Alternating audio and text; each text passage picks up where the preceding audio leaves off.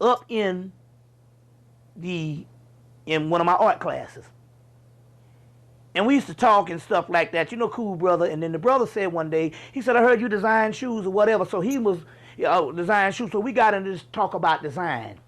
He said, man, what I'm trying to look for is to get designed a skirt for men. That's a masculine skirt for men. You see. Now, I already knew that this guy here was suspect.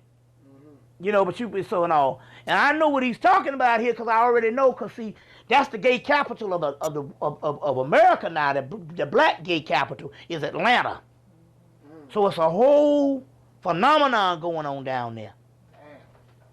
They got a whole section of town, Midtown, that is a whole section for gay white men and black men.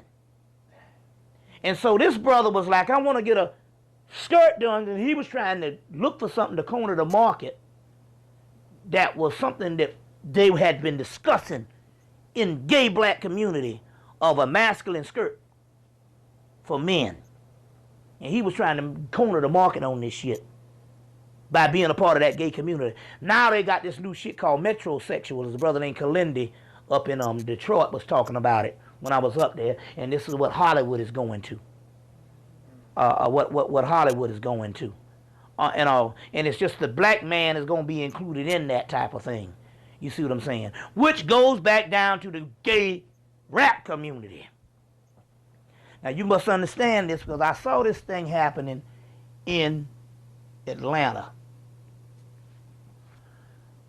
In Atlanta, at the AU Center, you got 5 black schools, so it's a test ground or a training ground for everything socially going to happen to black people.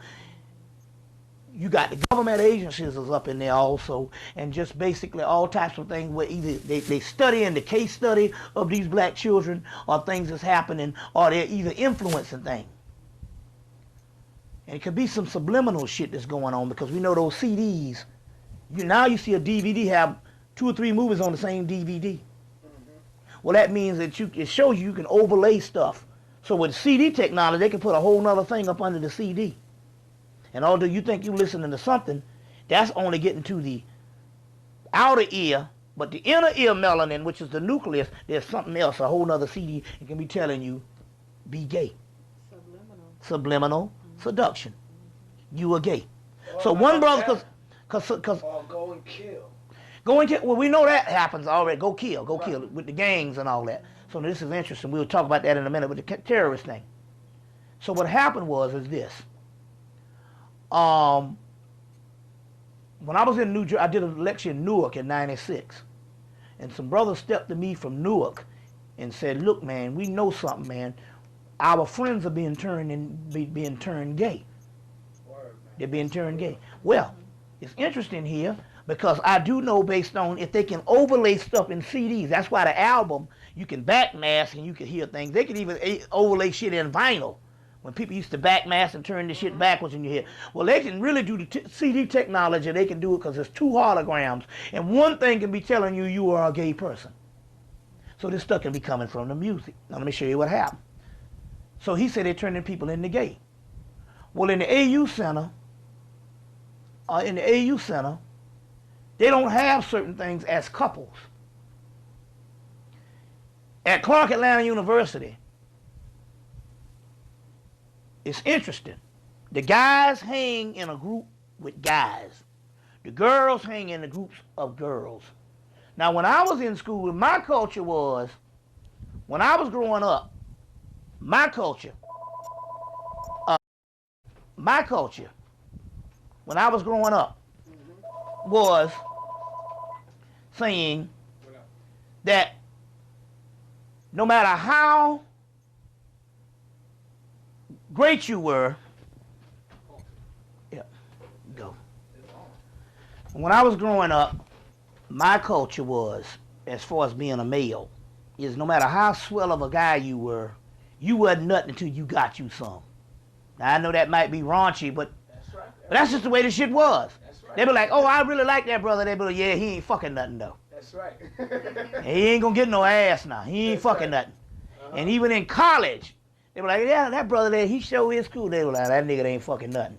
He won't hit a lick at us. He's scared of pussy. Now, so what happened was is this. What happened was is you have these new guys, and what they do is they hang around each other totally. One reason why, because rap is an all-male discipline.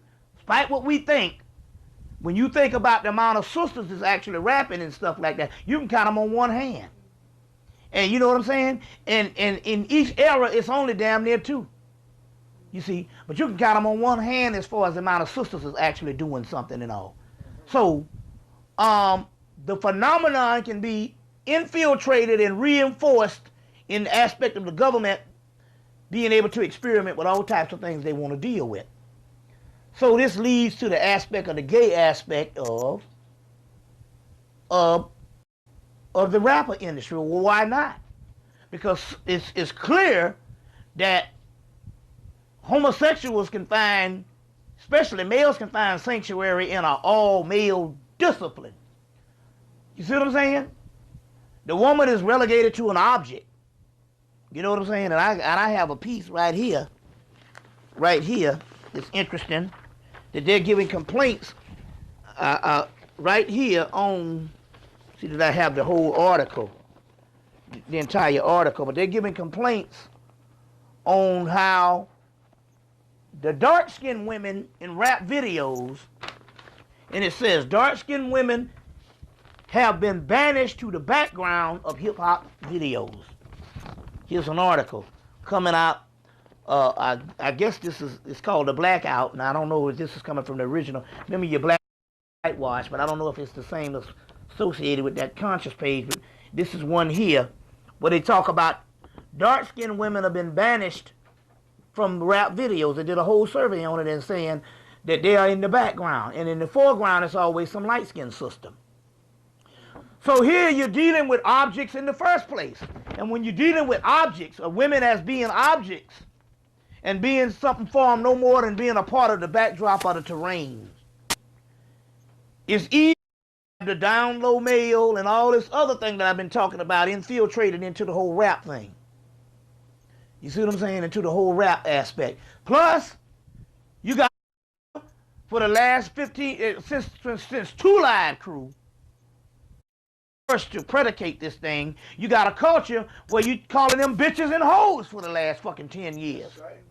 So here goes a that if you're going to have a down low male, which is this metrosexual or whatever we call these new forms of black homosexuality, it can literally the rap community. You got a whole crew of rappers. You know what I'm saying? That's gay. You know what I'm saying? Literally calling their own mamas hoes and bitches. And not only that, here's the new thing. Here's the new thing. Now we know the black rappers this. No matter how thugged out they were, they always put the mama on a pedestal in the videos. We see that whole thing. Hell, Tupac coined the whole thing a Thug Nation. But 9 years ago in 1994, he did a whole thing on mama. You know what I'm saying? Now, the king of rap now, like Elvis Presley, is Eminem. And he's reversed it because 90% of his has been anti-mama. How his mother is fucked up.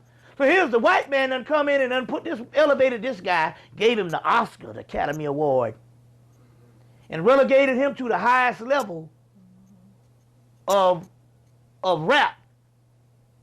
And now he the king. Who would ever thought that the king of rap in this day, because you got Jay-Z is supposed to be the top black rapper, but he is not as big as Eminem. Why? Because they got more white people in the country and they don't even need black rappers now. That's right. And there's more white people listening to it than black people. That's right. For real. Right, so he's the king of rap now. Who would ever know 10 years later, if you said this 10 years ago, that in 2003, the king of rap would be a white boy that laughed at you. But that white boy is clever. The key here is he's reversed the order of no matter how thugged out the black rapper was, he always put his mama on the pedestal. Now he is coming and has got a whole anti-mama campaign. So much until they even went on CBS News or ABC News and talked about how it had his mama on there talking about how this motherfucker hates you. Not only does he talk about his mama in a certain way, he said he hates in so many words. Now going back, it's still this mask of homosexuality. Well, because we know that we know this in the sports world because they say that football is nothing but organized homosexuality. You see what I'm saying? So we got this whole thing in the rap community going on now.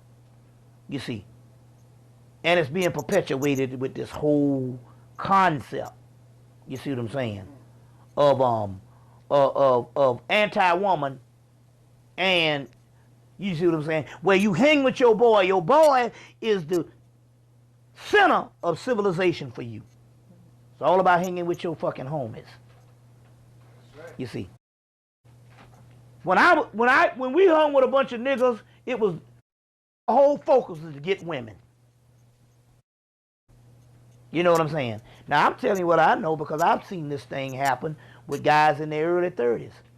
I got a group of guys way to college now, and they go out to lunch, but they never go out to lunch with sisters. They go out to lunch with other brothers. And it's a whole culture. You see this going on and stuff. And these guys are going to get married for the whole social order, but the people they hang with, and they go out to lunch and they do everything, is always a bunch of other brothers. And they're not going out getting other women.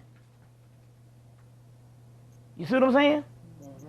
They're going out, they have all types of get-togethers and stuff, and it's all males. You see? I'm of another generation. I ain't got no use for shit if ain't no females around or whatever and all, you know what I'm saying? So it's the way things are actually going, you know. So that's prevalent in the society. Now, in the society, we must ask the question why Missy Elliott blows up. She looks like a dyke, man. Yeah. You know, why she blows up, and why some nigga Cisco comes out with the thong song and a few other things with Drew Hill, and now he's making movies. Known gay. Big time faggot. You see what I'm saying? Mm-hmm.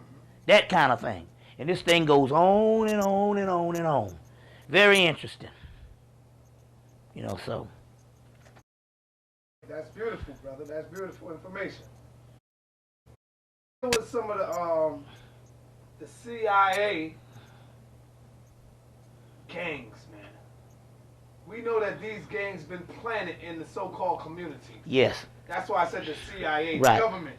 You know, this is their It was gang. interesting that Are the gangs labeled now as terrorists, bro? Yes. It's interesting here because a couple of years, about 6 or 7 years back, I said, you know, it's amazing how you could have people with these can't even function well in society, but they're organized people.